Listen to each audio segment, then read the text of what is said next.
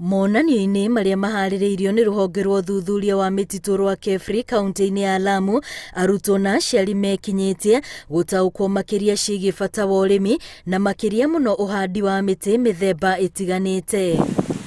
Ndeto ĩrĩa ĩyumĩrĩtie monanio-inĩ maya arĩ ũrĩa arutwo makĩria a secondary makoretwo makiũrĩra mathomo ma ũrĩmi, ũndũ ũrĩa korwo no ũcenjio no ũteithĩrĩrie na njĩra nene harĩ marĩa matũrigicĩirie. Sasa tuliona pale kuna ile gap, hawana ile ujuzi ama hawana ule ufahamu ni vipi wanaweza kuza hizi nurseries na ni vipi wanaweza zitunza.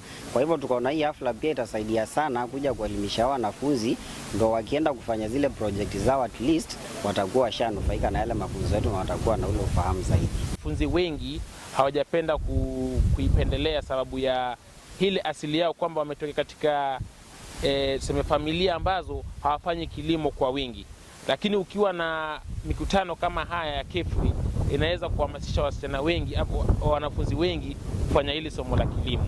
Kaunti ya Lamu nĩ kũmwe gwa kũrĩa mĩtĩ ya mĩrangi ĩkũraga wega, no mĩtĩ mĩingĩ ĩrĩa ĩrĩ kuo ĩrĩ hũgũrũrũ-inĩ cia njũĩ no ti mĩgũnda-inĩ ya andũ, kĩonereria kĩa ũrĩa aikari matahĩmbĩirie ũhandi wa mĩtĩ ĩno.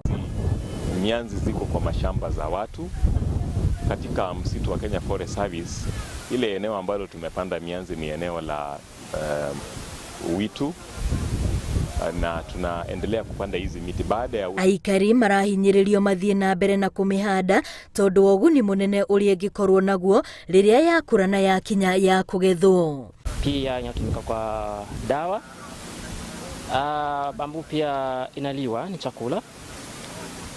Na lakini ile muhimu zaidi, bambu inatumika kwa kuhifadhi mazingira, hasa uhifadhi wa udongo na maji.